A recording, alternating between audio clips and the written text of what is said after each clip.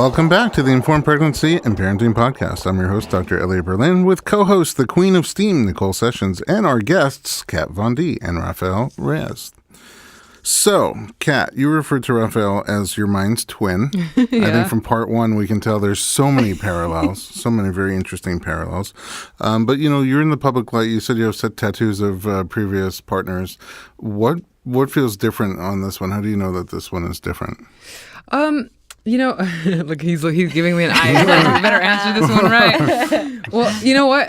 I think. Good question, Dr. Berlin. Thank you very much. He doesn't want to turn this into just kidding. No, you know what? It's. I know that the answer is really easy, actually. The biggest difference is me. It's not really that, obviously there's so many amazing qualities of Raphael, but I think I just did a lot of work on myself mentally and over the years. And, I want to be the best girlfriend, the best wife. I want to be the best partner, and that doesn't come from other people doing the work for you, And so I think that was the first thing that kind of I knew that it was the right time. Like I took a pretty intentional celibate moment prior to us dating, and worked on myself, and then it was really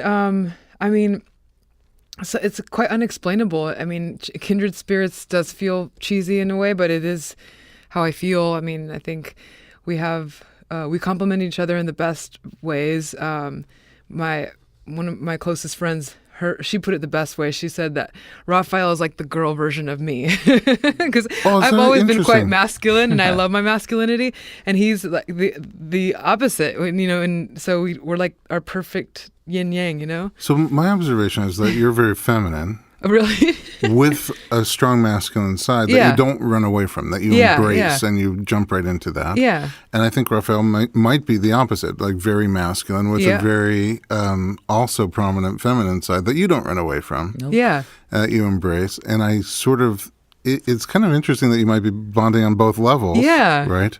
But also individually, if that assessment feels right to you, individually, how over the years have you identified yourselves in terms of gender and sexuality, sort of having both sides of the coin? Yeah. How do we identify ourselves? Individually, before you met. Like in what way? Like your own gender identity over the years, because you said you have a strong masculine side and a strong feminine side. Like, what do you feel? And I mean, now the world is much more open in terms of there's. I mean, I mean, obviously, I still, identify female, and I love being a woman, but I also love my masculinity. I think that I don't know. Everything from my voice being super deep to to having wide shoulders and being 5'9" and but it's more the attitude, It's like I don't know.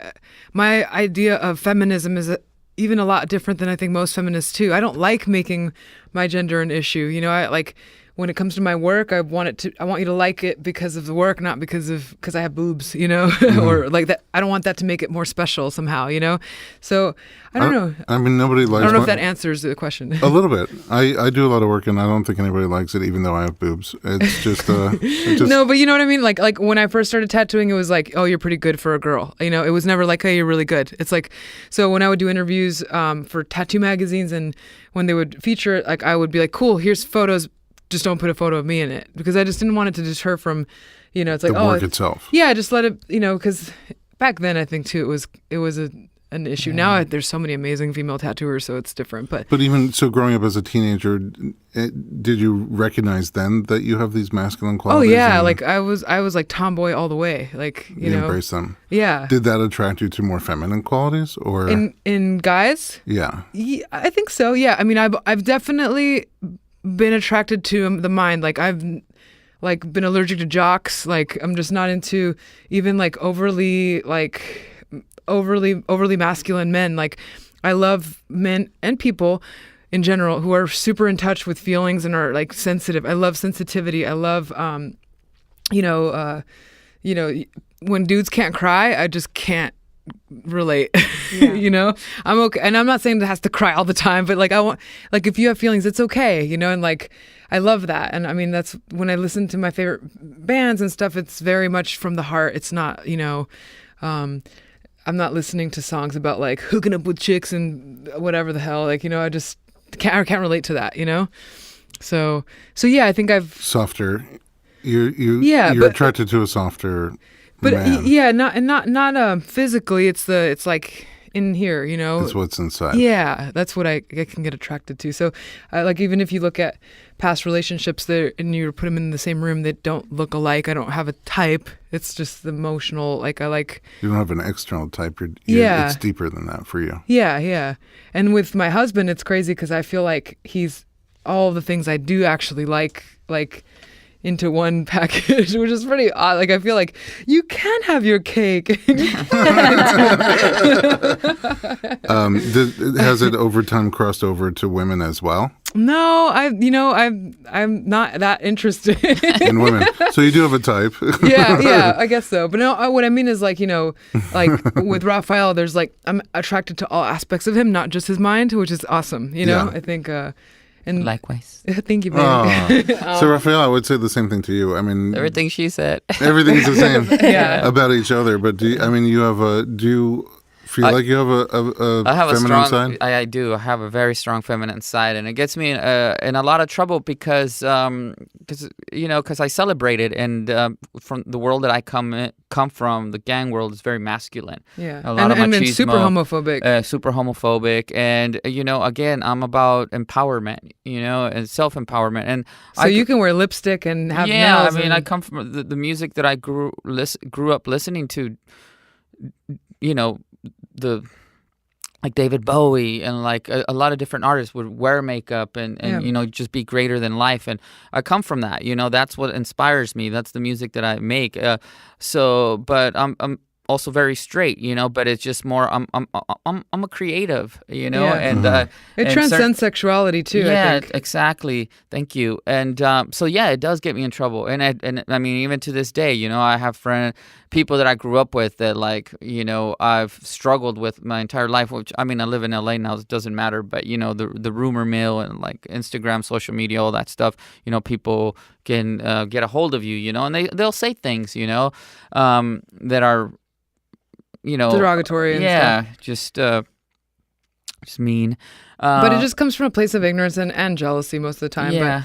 But I don't know. It doesn't stop me. I am, like I said, I embrace it. It's definitely part of my charm. Yeah. I think so. But I remember when we got married, Raphael and I got married by ourselves. We just went to the courthouse and didn't tell anybody or anything.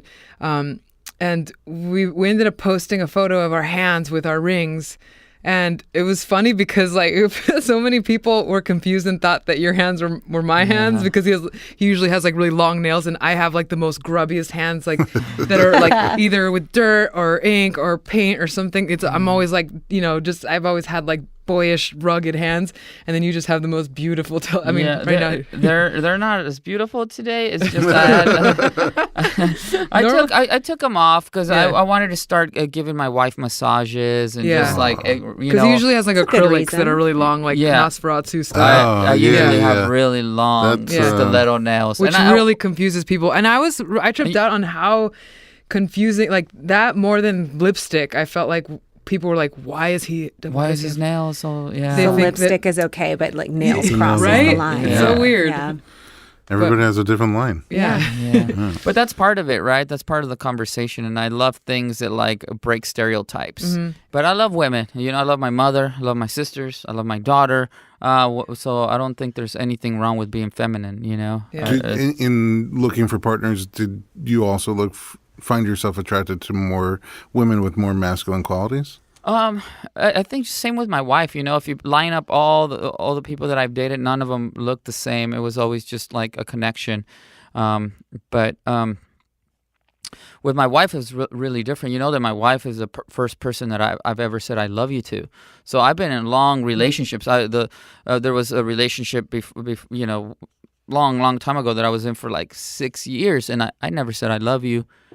So she's the first person that I've ever said I love you to. And again, that comes from a lot of trauma. So I've had a lot of trauma. So she did something to me. She's part of, she's healing spells. Yeah, there's a lot of walls that that I've taken down, and it's been easy with her. It's been really easy. So you guys kind of feel like to me like yin and yang. Yeah. But cut through the diagonal, like love that. half yin and half yang, each of you. Yeah. And you came together, which is more complex than just yin meeting yang. Sure. Yeah. At least in my mind. I like that. I like that too. Thanks. Well, we all have those sides in us, and I think that some people say the healthiest way to be is fully expressing your masculine and feminine, which we all carry. So. I love that. Yeah. I love that. And everything in between. Yeah. And it's interesting too with us, because even with this whole pregnancy thing, like I was always like, I never want to have babies. I'm never gonna have a kid. Like I'm gonna get my tubes tied. Like I'm like I love kids and kids love me, but I don't want that. And then when we got together, like the first day that we got together, like he was just like, I'm gonna get you pregnant. Oh damn. Okay, hold on a second. Wow. Let's hear more about that. You've only been together for how long? Well, we've been for I'm sorry, it's it's August. It's in August, September. Okay, so we've been together since December. So what, 10 months? Yeah. 10 months, and you're 6 months pregnant. Yeah. Yeah. Right away. Right away. So was that intentional? Yeah, on his end. part. On my your end, yes. Yes. Yeah, that's funny because same with me. I didn't, I had like this big tour planned. I was ready, I had just got signed to BMG and I had just released a new album and we're ready, and then like I've always known her. I mean, I met her 14 years ago, but we reconnected, 4 or 5 years ago, and I've been in love with her ever since. And what had occurred was that I didn't have the courage to confess my feelings to her for a very long time. Every time we would hang out, or there was encounters, or we were working together, I was just very professional. But inside, I wanted to just let her know how I felt. And I would, my bandmate, it's just two of us, and my band is just two of us. So it's not like a conventional band, it's just my partner and I. And then like he's like my best friend. So he knew that my feelings for her. And he would always say, hey, you need to say something. You complain so much about not being with her and not, but it's really your fault, because she had started dating someone.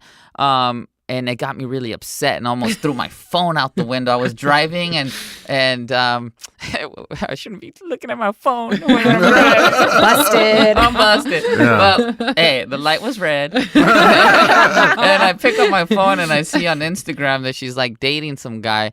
And man, this fucking, I'm sorry. I don't like I to speak curse. French. Okay. Yeah.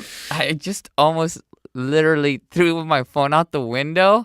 And I just said these things out loud, and my bandmate was like, "It's all your fault, anyways." But she would, because you don't say anything. So what do you expect, Yeah, he was always just like the perfect, sweet gentleman, and I'm like, oh, he's just so nice to me. Like, I wonder, like, Is he straight? No. I just thought like I couldn't. I'm like, I don't think he likes me, And it wasn't until your bandmate had said something. Yeah, my bandmate. So we had a show, and I invited her to come because we have a song together.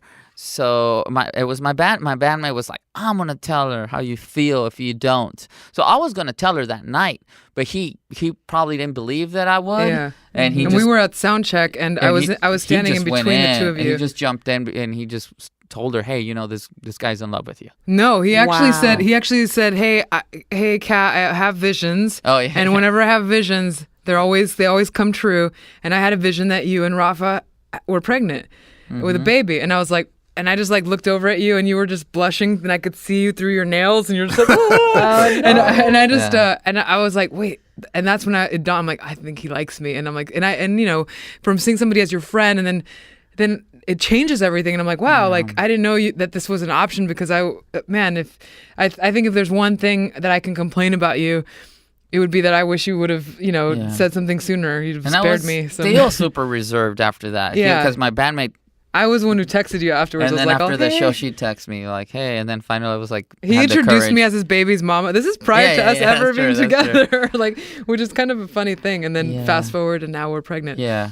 So we're just making up for lost time. That's how I feel. I think that's why it's been I don't think it's moving. I don't think it's moving fast enough. But Oh, it will. It goes fast. But we've been, I've been in love with her for so long. like 14 years ago. But it's so funny, right? Like how life. Which is so when we found out we were pregnant, I was, completely excited. It was awesome. And how did you find out? I remember Dave, my bandmate, called us a prediction. No. I was like late, and I was like, I'm gonna take a test, and so I took one, and then I came out, and you did the whole like elbow to knee, like yes, and I was just like, okay, well, I was supposed to be going on tour in July to release my album and go on a tour simultaneously, and then obviously I was like, can't do both. Yeah, we put everything on ice. Wow. Yeah, and we sat down and just had like a real talk, about it, about what this looks like, and without knowing, because I had never thought about any of this stuff, like I never. That's a weird third date talk to have. No, we were already living with each other by then and everything. Yeah.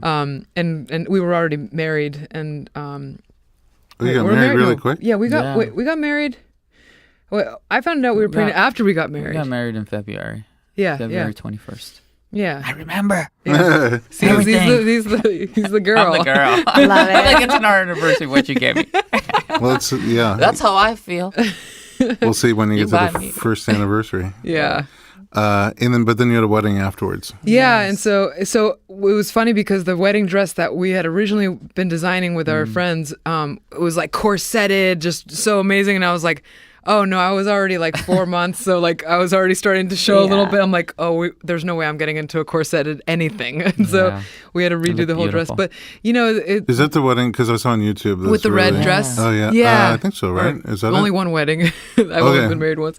Oh no, twice, but the first one doesn't count. No, but it was more of a celebration. Yeah. No, it was a wedding ceremony. I had like a red dress with horns in my hair, and he had like this amazing. It was a epic proper wedding. Yeah. I mean, we just didn't have a priest or anything. We just exchanged our vows, and then I sang you a Nick Cave song at the end. And what was the song? You made me cry too. Into my arms. Into my arms. Into my arms. Oh my God! I was like, if she says it one more time, I'm just gonna lose. I couldn't even get through the chorus. I was just like, there was like 3 verses, and I could only get through the first 2, which I don't ever get intimidated singing in front of people. But it was like the closer he would walk to me, it was like this physical, like feeling this physical energy that I was just like, oh man, this is the times when words really, really fucking mean something, and just took over. But I liked messing up like that for you, with you. I could hear it in you, and I was just like, I couldn't keep it together. Oh, thanks. I was weepy. Yeah. Same thing happens to me at a birth. I'm at a birth, and everybody's afterwards so excited. I'm like, Dr. B, come for a picture. I'm like, oh. Dude, it's so abstract to us because we've obviously been doing all this preparation for the birth, but the idea of giving birth and like seeing our baby is still, we don't even really want to entertain what it might be like, because it just feels like you can't describe or you can't imagine magic. I'm nervous and excited. Yeah. I'll tell you what happens to a lot of people. What? It's kind of out of body. Yeah, of course. Mm-hmm. Like whatever happens there, though, I don't know, like you're fully present. Yeah. While it's happening. At least for me. Yeah. Right? When you give birth. No, when you I witness give birth, right after the baby came out of me. No, I can second that. Yeah. Yeah. And the further you get away from it, the more it changes. Yeah. So are you going to document it? Yeah, we're going to document photograph and video. I don't know about photograph, but we want to videotape it. I mean, we're trying, we're aiming at a home birth in the water, hopefully. We'll see. So we're right now currently trying to figure out, like, how do we get lighting inside? Because I want to get, like, the actual... In the tub? The crowning. Mm-hmm. Yeah. Yeah. It can all be worked out. It's possible. Yeah. But to us, it was more just the idea of... I mean, we've documented everything, in the form of songs, in the form of video, in the form of whatever. I feel like... Have you guys written a song for the baby yet? No. Are you going to? I don't know. I still have so many songs to write about him first that I have in me. So, but it'll change, I think. It'll be different when baby Leafar is here. Yeah. Oh, is his name going to be Leafar? Is Yeah. that your stage name? It's my stage name. His name's Raphael. Leafar is Raphael backwards. Yeah. Very cute. Leafar. Yeah. Okay. So it'll be his little reflection. Hopefully, oh my reflection. God, I hope he looks just like him. A little mini you. I hope it looks like you. I bet it'll look like both of you. How is your two trimesters into your pregnancy, about 6 months? How's pregnancy been for you? Too easy. It's crazy. I've had zero nausea. Not one day I've never thrown up. Like I've had no food, weird food things, like no cravings. Yeah. Nothing. Speaking of food, you guys are both vegan. Yeah. Like hardcore vegan. Totally. So this is a plant-based vegan warrior baby. Heck yeah. Yeah. That's awesome. Which is another reason why we want to be so open and share our experience, because I think people have a lot of misconceptions about vegans or just eating a plant-based diet, especially when you're pregnant. And there's so many amazing benefits. And so, so it's been, I don't know if that's part of what's attributing to this being so easy, but I think the first trimester I had like bad skin. I mean, I just normally don't have bad skin at all. And I just remember getting to the point that one time you're like, oh, baby, that looks bad. I was like, honest. Yeah. I'm surprised you didn't have your bandmate tell her. I I had a premonition and your skin was all you had a bumpy pimple and right dry. here. But that was like about it, the only real symptom. And then now it's starting to be a little bit more uncomfortable to sleep. And but I think that's normal, right? Yeah. Like just finding spots, and then he's pushing down on my diaphragm, so I'm not able to sustain notes as long as I used to. And you're singing? Yeah, so I haven't been singing that much. I was singing to the baby the other day, though, some Concrete Blonde on the piano. Oh. That's nice. But how about your body changing? Yeah, that's the part I think I've had the hardest time with, is just, which I think a lot of people don't want to hear it, because I think a lot of women want to be like, I'm cool with like, stretch marks. I'm cool with my body changing. And like, to be honest, I thought I would be a lot cooler with it. But I'm struggling with like my weight gain. Like I know I'm healthy. I'm not like, in an unhealthy way, but I was expecting to not be as affected by it, like is it more how it feels or more how it looks? Just being self-conscious. Yeah. I'm self-conscious. And a lot of it is, I don't care what people think about me. It's when I look in the mirror, I want to like what I see. And, I was working out 6 days a week prior to this pregnancy, and I was doing Barry's boot camp and like, pretty cut and then my body's really soft now, and it's okay. 'Cause I like having big boobs and a big booty. I've always had that. I do too. Yeah. but like I'm getting cellulite now, I have, and things like that I'm not used to. And like pants don't fit. Who's that comfortable for? When you go put on your favorite clothing and it doesn't fit. It's not even the favorite clothing. It's just because I can Any just clothing, change. your Yeah, any usual clothing. clothing. Yeah, and yeah. So certain things that like I've never been self-conscious about my arms, and I tend to be now a little bit. And it's not in a way to where I'm like I hate myself, but it's definitely where sometimes I question if my husband finds me attractive, and I love you. Yeah, and he always tells me I love your pregnant body and all this stuff, and which I believe him, but in my own mind it sometimes becomes a. That's where it's important, right? Yeah. It's like, and so some days I feel, like prior to the pregnancy, I felt like a superhero every fucking day. I was like in my high heels and I like, I felt like this Amazonian superwoman. And like now I feel like, I don't know, I'm not used to like being in flats and from superhuman to a goddess. See, he's so amazing. See, Yeah. and he means it, and so he does mean it. So it's more me. I'm getting in my own way of like, sometimes I just, I don't know. I see some pictures and stuff, like especially if paparazzi take photos of us and the fan clubs will post it. I'm like, oh my God, it's like the worst. Like, do I really look like that? And my husband is really skinny, and so that doesn't help because the contrast. Yes, like right now, like my boob is the size of his head. Girl, wait till after the baby comes. I know. When they're full of milk, they will get bigger, but Yes. it goes back. Yeah, and I think ultimately, as long as my husband like adores me, I'm fine. I just want to be able to look in the mirror and feel the same way. So that, and then. But do you look in the mirror unclothed and just because some of the things that you're clothed, saying, both. I mean, yeah, but I'm saying looking at your body unclothed, does part of it, does part of it like appeal to you as like, wow? Yeah, the baby part. Yeah, like my belly, I love it. I'm like, oh my God, this is so amazing from the side. It's like so cool. Like I have the tattoo of this angel on my ribs, and the wing like spans across like the whole front, and it is so massively big now.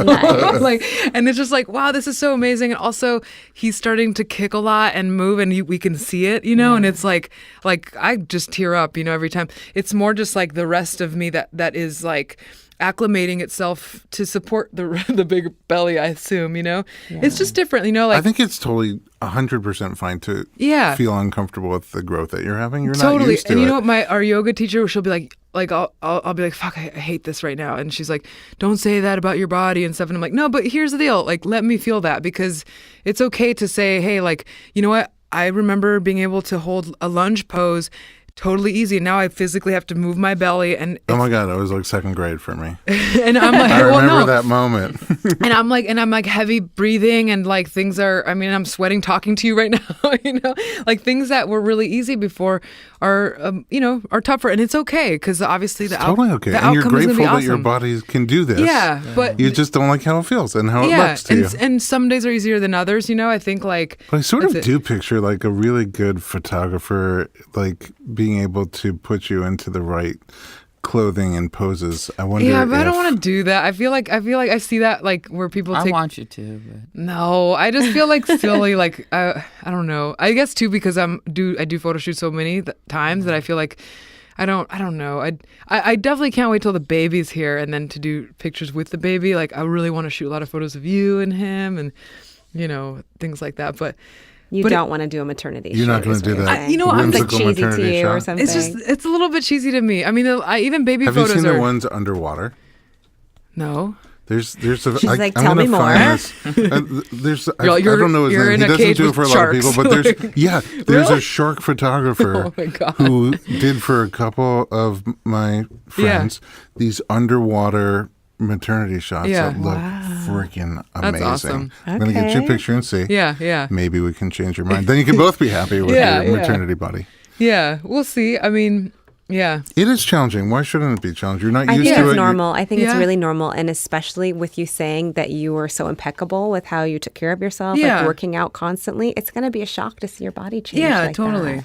It's a shock. Yeah. And I think it's okay to feel like, whoa, Yeah. that's new. Yeah. That's happening. Yeah, totally. I think it's totally And- normal. Yeah, and I'm okay with it. I feel like I know that if I even say it out loud, it's going to make other girls feel better. Like, I haven't gotten any stretch marks yet, and that if I do, I'm like, I feel like, okay, cool. Like, actually, that I would be fine with, because it's like a tattoo to me. I'd be like, okay, That's cool. so like, funny. like, because this is a landmark in time. Yeah. But it's more just like the other stuff where it's like I like feeling like I can run or I can pick something up, or I could. Like I get winded going upstairs sometimes, like getting out of the car. Yeah. Like, After we had our first baby, Yeah. my wife insisted on getting pregnant again before I lost all the baby weight from the first one. It was horrible. That second pregnancy was the worst. So hard on you. But I love her, the girl, and my wife. So you went from like thinking you're never ever going to have kids, which would have been a travesty. The world needs more people like you guys. Thanks. And now you're under the care of midwives. Yeah. When did that decision so come we into play? so when I first got pregnant, I had no idea about anything. So I was just like, well, we just got to get the best of the best. That's what we do. And so like I had my assistant help me find the best OBGYN, and we actually ended up going to 2, because the first one was such an awful experience. We went to like our appointment, and you were like, put into a waiting area with a bunch of other moms, which already makes me feel uneasy sometimes. Like, and then he had like a golf game on or something while we had our consultation. The doctor did? Yeah. Oh. I mean, the volume was off, guys. Okay. Just kidding. Oh. But seriously, like that right away, I was like, Yeah, he wasn't really paying attention, right? yeah. And then he had like an assistant do the ultrasound thing, and it was very like he muttered something under his breath and was like, and then afterwards I couldn't and then they said, you're really high risk because of your age. I'm 36 years old, like, or you're not really, but you're considered higher risk. Yeah, advanced maternal age. or geriatric pregnancy. Yeah, Those are the since two you're, things that they call. 75. Yeah. Right? Oh my God. Yeah. And so I was just like, okay, we left with not only a million questions, but just this Scary. sense of doom and fear. And so then we went to the second one, and that one, he was more tentative, but it was still, again, very rushed. Tons of paperwork that seemed unnecessary. Like, I don't know how many times I filled out my name. My name is so long. Catherine von Drakenberg. Like, try to spell that. The signature must be Yeah, it's just time consuming. I mean, it is so annoying. There's my valley girl. Where's my assistant? Yeah, no. But my point being is that if it was completely impersonal, I was like talking to paperwork more than I was to the doctor, and so again, we left with a lot of questions, and it was more like, I remember his solution to my worries was, well, we'll just give you an ultrasound once a week. Whoa. And we were, and I was like, okay, well, we had read like, oh, well, there's no true conclusion whether that's bad or good for you. We were just felt so uneasy and just unresolved, So we happened to have a trip planned in New York for some press stuff, and I met up with my friend Candy Johnson, who's like, she's been a real good friend of mine for a long time, and she's like this famous YouTuber, and like she has 4 kids. And we met, she was there for a fashion week or something, and she goes, Kat, if you do anything, please watch this one documentary called The Business of Being Born. Because she had three hospital births, and then she said her last First was at home? Her last one was at home. And that's my parallel. My wife and I, we had 3 hospital births, and the last one at home. Yeah, and so she was like, man, if I would have known, I would have done all of them at home. Like, it was so amazing with a midwife. And I was like, what's a midwife? So I basically, that whole plane ride home, just did so much research. And then we, watched the documentary and everything, and then looked around in the LA area for a midwife. And then we found Sarah Howard, who was really in line with everything we loved. Sarah's awesome. And she's actually who introduced me to you, Dr. Berlin. Now I like her. Yeah. and so we went, the minute we met Sarah, it was like, okay, let's get excited now. Like, it was like so much fun. After that, we were like, oh, this is really happening. This is how it's supposed to feel. It's not, I had canceled a trip to Australia because I was worried that like anything could happen. I might lose this baby at any moment, and just this really just operating on this track of fear. Especially being over 100 like you are. Yeah, I know, right? It's interesting because they say you wait for an hour to meet with your OB for 5 minutes, and you wait for 5 minutes to meet with your midwife for an hour. Yeah. And I love that. Yeah, it's so just true. They're So very holistic. They look at things like from the outside in. Our first birth was at a hospital, and it was 42 hours and completely unmedicated except for 800 milligrams of Advil, which I kept taking every 4 hours for my ridiculous headache. I kept telling my wife, honey, you have no idea how painful this headache is. Oh, no. But it was all the doula. And we said forever, we we had home birth at the hospital. We had home birth at the hospital. And then I went to a home birth for the first time as a body worker. And I came home, I'm like, we did not have home birth because a key element in home birth is not being at the hospital. Yeah. And so it's the word home. I think. And so it's just a very different experience. It's not right for everybody. Some people love to be at a hospital. Some people love to be home. We have options all over the country now for both. But I felt the difference that you're talking about. And the more I would go as a doula, as a body worker at home birth, it was just a different kind of magic. Totally. That's powerful. I love that. Yeah, and it's really in line with how we feel and like how we would want to have our experience. And although Raphael wants to have 6 children, I've agreed. I've agreed to give him 1. I'm surprised you did it one at a time. I thought you just let's get twins right off the bat. So, but with this one time, if we're going to do it, like this is, I want to be able to experience it this way. And I was so grateful for Candy showing me that documentary, and in turn, I was grateful to Ricky Lake for even putting that together because, in a world where that is not the norm, we've already felt the heat from even my own dad. My dad was a missionary doctor, like I mentioned.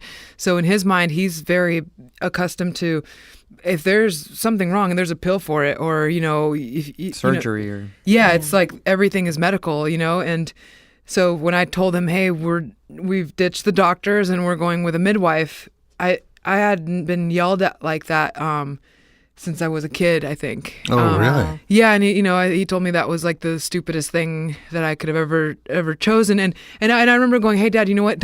I agree with how you feel because I understand. I was there at one point, but I've done the research. Like, and let me just show you what I'm talking about so that you can see where I'm coming from. And But I will say this: he's coming from a place of love. of course, Yes. like he any just parent, wants yeah. the best for you, and he feels like, how could you not see? This is the best thing for Yeah. you.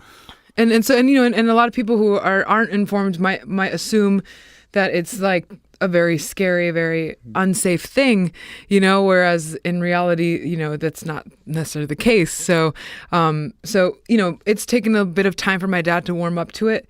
And my dad loves me. And he's so excited. This is his first. He's going to be a grandpa for the first time. So and we're really super close. So it's like I love that my dad is passionate about loving me. Yeah, he loves Yeah. you so much. Yeah, He so- really does. But we've been showing him some like videos on YouTube and stuff because we're doing home like birth. hypno babies and stuff. And Nice.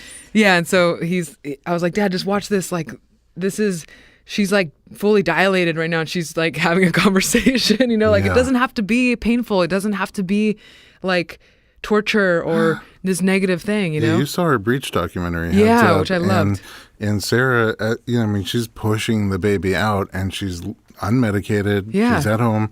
The baby's breech. Yeah. And she's just reaching down, feeling her baby coming out, and she's like, "This is awesome." Yeah. And So people good. think that's like staged. Yeah. Or it's No. not. How That's can how you her stage birth was. that? No. You can't. No. Yeah, it was like that was the third take. You should have seen the first two.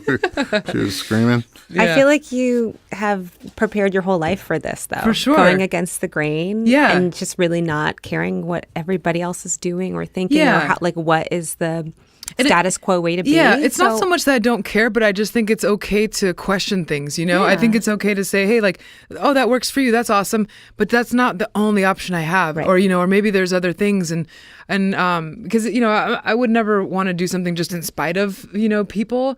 But it's more like, hey, like we have a different understanding of something. And it works for us. And, we're actually really excited about it. And so I think it's It's actually gonna that be you awesome. do Yeah. care. Yeah. That most people just go with the flow. Tell me Yeah. where to go. Lead me like a sheep. Yeah. You actually, ended up doing the research. You watched the movie and then did more research and Oh yeah, interviewed the a movie midwife. was like the tip of the iceberg. Then we've Yeah. read almost like every book on midwifery and on everything. And then now, like I mentioned earlier, we're going to be going with the hypno babies approach, which to the birthing, which we're really excited about, and that's really in line with how we see language and communication. I think we have. my hypnotherapist. Yeah, but we're we have super these into words, that we like tell ourselves, whether it's contraction or the word labor or whatever it is that gives you this idea of not fun, or just ouchville population me, Yeah. where it's like it doesn't have to be that way, and we can deprogram that thinking, so That's it's exciting. It's huge. I used hypno babies for my first. Oh, you did? Yeah. Oh, awesome. And I was really afraid of pain. I had all Mm-hmm. this programming around it's going to hurt. I'm not going to be able to do it. I Yeah. would stub my toe and it would be over. So I used hypno babies to sort of like get myself in a good Sure. place. Yeah. And it was amazing. That's awesome. And So cool. I love to tell the story. People don't believe me when I say that it was a really peaceful birth. I was very calm, relaxed. My husband and I were in the bathtub, and I was probably about like 7 or 8 centimeters at this point. And my baby started to move down, and it kind of freaked me out. It was this really intense sensation. And I snapped out of my hypnosis, and I started Freaking out. panicking. Yeah. And my husband goes, peace. He just told me peace. He goes, use your switch. Yeah. And I did, and I went right Brought back you down, back. and I just remember slinking down into the tub, Powerful. closing my eyes. It really works. And And what a beautiful with the bonding. asterisk, oh my God, it was amazing. It Yeah. was amazing. And it was so special on a lot of levels, but that he could do that for me. Yeah. That's actually to what work got in me that into it. partnership Yeah, a friend of mine was really special. My friend Adele was like, "Hey, you got to look into this."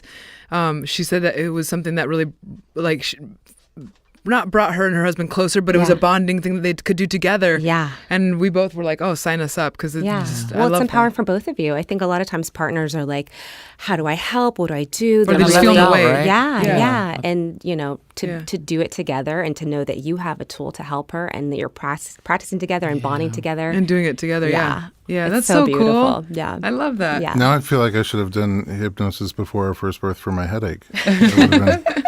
My wife could have need been that like, Advil. peace. And baby, I love you so much. We do have 2 podcast episodes with Dr. Emiliano Shavira. One is on home birth versus hospital birth. So he's an OBGYN who very much supports the choice for home birth and the choice for hospital birth. And he kind of talks about some of the pros and cons of the two together for people who want to do more research. And the other one's on with him on advanced maternal age, pregnancy over 35. And, at the end of the day, he kind of talks about, well, you have to look at this, that, and the other thing, but pretty much it's the same thing, whether you're over 35 or under 35, unless you have other risk factors. Sure. Have either of you been to a live birth before? A human No. birth? Nothing? Were Wait, you? Yeah, I was you present. your I was daughters? present. Yeah, yeah. It was. You It were was on young. a It was a hospital. while back. Yeah. Do you remember? And it was And amazing. different though, because it was in a hospital in a setting hospital. too. That It was different But on a million levels I did have that out-of-body experience that you spoke of. for you while your Yeah. child was being born. Yeah. or when you held her, you Yeah, told me. it The really, whole thing. Yeah. It was healing. It was amazing. It really, I was in ecstasy. Yeah. Oh, it's going to be amazing for you guys. So who is coming to the birth? Who are you going to have there, and what roles do they Our play? mothers. Well, we're definitely our midwife, Sarah and her assistant. and her assistant, and then we have our doula Jenny Silva, and then we have ourselves, and then Eventually a baby. yes, and then we're entertaining having our parents there, but not in the room. Okay, in the home. Yeah, possibly, or at the Roosevelt, which is like walking distance from our house. Yeah. Is that because they want to be there or because you want them My there? or mother both? wants to be there. My dad doesn't want to be in the way, but would love to be there. And your mother's the same. Yes. My thing is just I'm super sensitive. Like I can feel what people feel, and I don't want to be worried about like dad or mom's feelings if they get weirded out. Like, do you know what I mean? So to me, it's our experience. we have to like protect that. So yeah, we're I mean, I don't have a problem saying no to anybody. But my mom is just really, I think, again, it's her first time being a grandma, and she's just like, She wants to be there. yeah. And which is awesome because we haven't, been that close. We were estranged for about 7 years, and then we reconnected recently. And so to me, it's like, it's, been this really strangely bonding thing for us as well. Like it's brought us together and talking about, her as my mom versus just her as this lady, and it's, so I think, if this journey is something that magnifies her ability to be closer to me, I think that's a beautiful thing. But I'd also just want to at an arm's length as well, because, I don't want to take on other people's emotions during that time. Because, as I'm sure you'll tell me that in the moment of it, like fuck everybody else, right? Yep. Yeah, it's like... Yeah, I think the Roosevelt is a good idea. Yeah, yeah. And they're a text We're thinking away. the same thing. Yeah. They're a text away. Yeah. So if you're like, oh, I feel like I could really use her right now, Yeah, she yeah. can just come. Yeah, yeah. But like a staging area that's not within, Yeah. especially if you're sensitive, Yeah. you're even more sensitive during labor. Yeah, totally. So, Yeah. I would say hotel. Yeah. I've been to so many births where I even question like why am I here? And I would ask because if somebody responds really well to body work, Yeah. right, or for one reason or another wants a male figure in the room, then it could be amazing, right? Yeah. But sometimes I walk in and usually, there's a lot of parallels to a baby going into the body and baby coming out of the body. So conception and delivery are very similar. The anatomy and physiology are the same. The baby goes in and comes out the same street is the anatomy. And then the hormone oxytocin that makes your uterus contract and brings the baby down lower is the same hormone of love, bonding, and orgasm. Yeah. So it's almost like if you can set up conception night, like the greatest, most beautiful, mind-blowing conception, what would the setting be, right? Yeah. Who would be in the room? What would the lighting be like, the scents be like, the noises in the room be like? Fine, we're having a free birth. Fuck this. Sorry, Mission Sarah. accomplished. Thank you very much for listening. Good night, everybody. So it's but so that's my point is like for a lot of people doing in the hospital, wearing an oversized unisex hospital room with bright lights on you and smells like germicide is not going to be a Strangers great conception. coming in and out. Yeah. I couldn't cope. Yeah. And so at home, just so where they feel more comfortable perhaps conceiving, but then it's one step further. It's like it's the same thing. Who's in the room with you at home?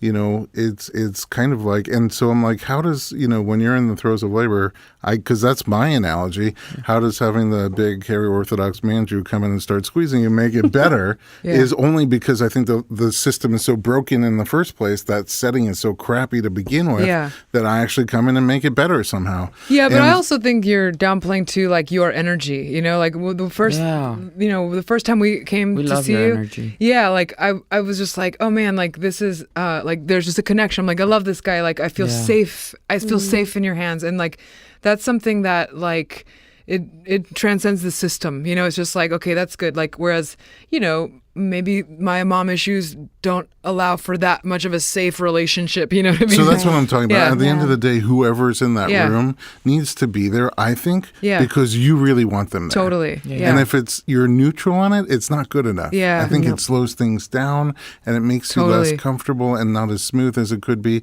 I remember a birth distinctly that I went to. It was their second baby and it was a home birth as well. And her parents live a state or two over.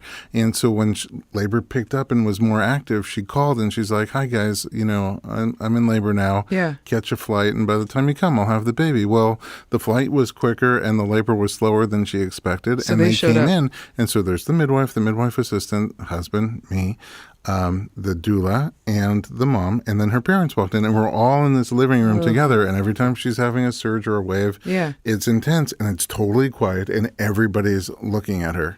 And so eventually she's like, you know, honey, put on the effing television, because there's no distraction at all. And so he puts on the TV, and actually he put on Jackass was his choice. And at first I questioned that choice, but actually it was worked. great. Everybody was diverted over there laughing. Nobody could care less that she's on the floor. But here's the thing about that birth. Her baby did not come until 11:40 p.m. at night, when everybody got tired and left. Yep. Yeah. Then it took 30 minutes, hopped up in the tub, and the baby came Totally. out. Totally. And so I think it's really, you know, just when you're thinking about who's in the room around you, it's like, who do you really feel adds a positive value to the experience? Yeah, totally. I don't know. I mean, you go to a lot of births. Totally. And just picking up on the vibe that you two have, and you're saying that you're like, we like to be home and together. It's like, play music that you love, turn the lights down low, the smells and anything that makes you guys feel like super intimate. Like that's the setting you want to create. I don't know if like having your mom right there and your mom right there. Yeah. You And know, then like another it's thing, like Susan, we're looking in each other's eyes, and Yeah. that's the kind of I tend to be extremely selfish with Raphael's attention as well. So, you know, just naturally, like in a situation like that, it's like, like this is ours. Like we can't get robbed of this. And so, you know, because he's so empathetic and caring for others, I can see him getting distracted by, hey, making sure mom's got something to eat or something. It's like, she can figure it out, like, you know, or whatever. And I don't want to. Yeah, I tend to try to be a good host. yeah. So it's hard not to, right? Yeah. That's your personality. It's your you care about. So that's people why I around answered you. that in that way of meaning, well, we're entertaining it, but we're figuring it out still. No, But- I'm glad you brought that up. Yeah. Have a contingency, Thank you, Dr. like Berlin. a backup plan. Yeah. It's because it's something that we've really been Talking about. a lot lately. Yeah. I was going to say, don't tell your parents it was my idea, but here we are. I know on the it's too podcast. late. Berlin said Blame you it were on your coming. doula. Just don't give them my address. Let's talk about after your baby comes. Yeah. I mean, the birth is going to be what the birth is. You both seem really excited for it. You don't seem to be really afraid about it. No, not at all. It's very cool. I hope to interview you on the other side and kind of find out how that ride went for you guys. Sure. But after the baby comes out, there's parenting, right? Yeah. And you have interesting parenting backgrounds as maybe your influences. We're doing the opposite of our parents. So a lot of people like to have a great example on how to be a parent from great parents that they loved, how they were parented alluded to. A lot of people become great parents because they have great examples of what not to do as a parent. Sure.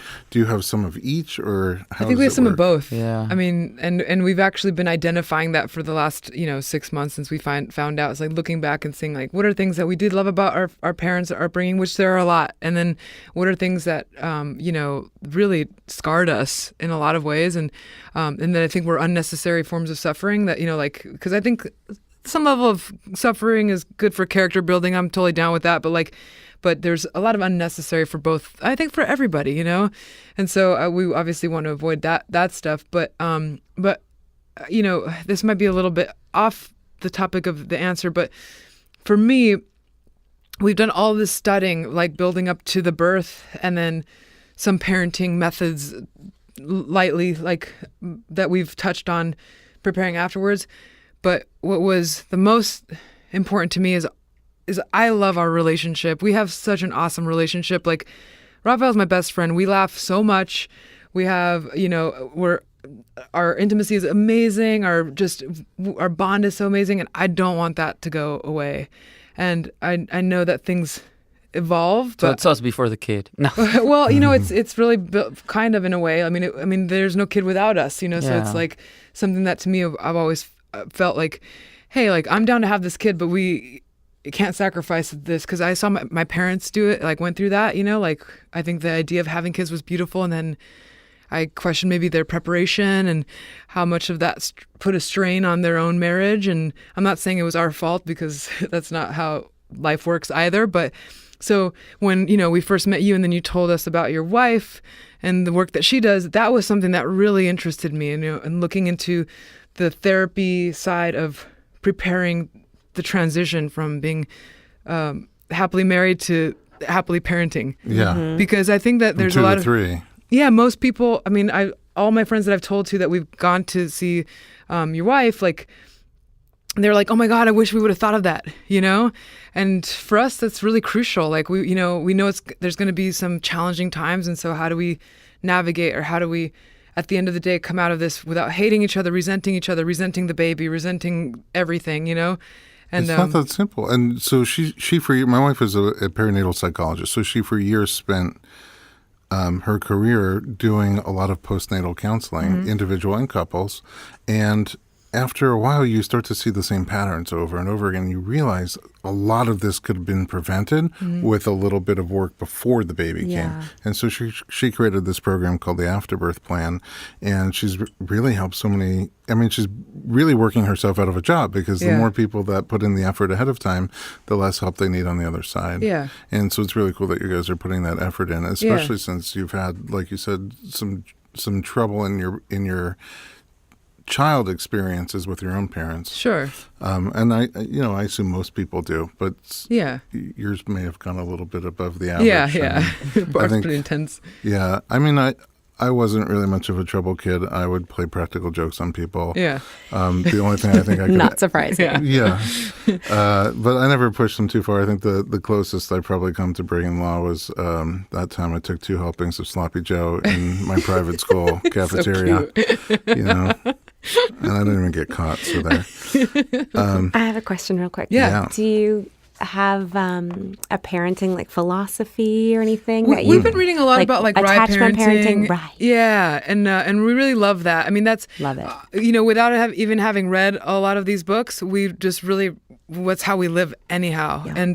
And so we're when we were even looking for like night nurses and things like that for people, to build our team and helping, that was part of the requirements, just because, we want to be able to be on the same page with whoever's helping, which is another reason why we're more open to hiring out help and assistance versus asking our parents to, because I don't want to yell at my mom if she's doing something that I don't necessarily want. Like, I don't want baby talk too much, and I don't want like, to go to the baby right the minute they start crying, you can respectfully understand or let them, figure things out too. And so it's easier if we were to put a team together that is kind of in line with, how we want. So there's some consistency there. Yeah. And I felt a little bit guilty, I even was telling your wife in our session was like, hey, there's a little bit of shaming that happens sometimes when you hire help and things like that. But in my mind, I just think whatever it takes to be in the best place to be a good parent, like I'm down for that, Totally. So, yeah. I think that whole shaming thing is ridiculous when you think about, there's a study that came out that said it takes 2.5 adults per child for everyone in the family to thrive. So, if you look at a single parent or 2 parents, so the kid's thriving, but the adults are often suffering. So Totally. for everybody in the family unit to thrive, to be happy, to be healthy, emotionally, mentally, you need 2.5 people per small human. Totally. And I think that right now it's it takes a village. Yeah. It's ridiculous to think that people can do it on their own without support, without help. It's a lot. We used to have the village. Yeah, Yeah. And exactly. now we don't have the village anymore. So we then do kind of have to pay all for these- it and get help. all these that's- careers have come up, like doula, childbirth educator, lactation consultant. Yeah. And Nicole just happens to do all of them. Yeah. Many of them. Many, Not all, many of but them. many. But yeah. you're still every year you got something else going I on. do. I'm kind of addicted to learning and I getting love more that. things. I'm like, more. So thankful for people like Yeah, you. Seriously. I love it. How old does Leafar, would you say, have to be to get his first tattoo? 18. We've actually talked about 13, this. like me, no. No. I was like 18. okay. We've talked about this because I was like, I think my feelings will be hurt if he gets tattooed by somebody Anybody else? yeah. So I'm like, I don't know. We'll see. And maybe he'll be the opposite and not want Yeah. any, which would be super cool too. Because Yeah. we love that too. So. But yeah, 18, of course. He'll yeah. be like me. A blank Which is cool. canvas. You're the new rebel. Everybody's got him now. I know. Yeah. That's why I did it. Yeah. All right. Any final thoughts from you guys? I don't know. You? Any thoughts? I'm like, we covered You a don't couple of have my to. questions. I mean, I know. we I'm did trying to cover a think lot if of we. stuff. I'm excited for you guys. Yeah. I really am. I feel really blessed to have met you. Even just tonight, I really learned a lot. And there's a lot that I want to look inside myself and realize I'm only half kidding when I say that I want Raphael to hypnotize me. Because I think that would be so powerful. That's so cool. All right. Well, where can we find you guys online? I mean, anywhere. You can just Google me. I'm not good at self-promoting, but I do want to say thanks for having us Yeah, because thank you, Dr. because we're Berlin. we are really excited about this. Is our first interview that we've done around pregnancy. We've gotten a Yeah. few like magazine offers and stuff, but They're for usually us, about music or or whatever. Yeah. But I feel like this, I don't know, this to us was important and it was Yeah. such a beautiful experience. yeah, we're so- grateful. Yeah. We learned so much too. Yeah. Thank you for sharing. It's very Yeah. mutual. Cool. Yeah. All right. We'll keep following your story. Thank you. Nicole, thanks for being here. I always learn stuff when I'm around you. So happy to be here. And at home, thanks for listening to us. If you have any topic you'd like to hear about, just send your suggestions to info@informedpregnancy.com.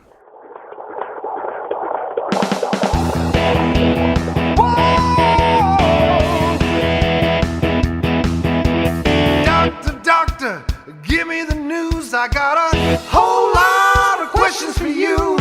This kid's gonna test my will. I got a lot to learn, and my baby's due.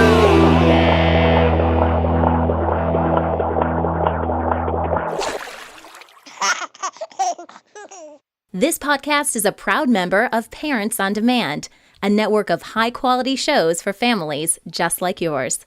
Download our free network app on Apple and Android and listen to your favorite episodes on the go.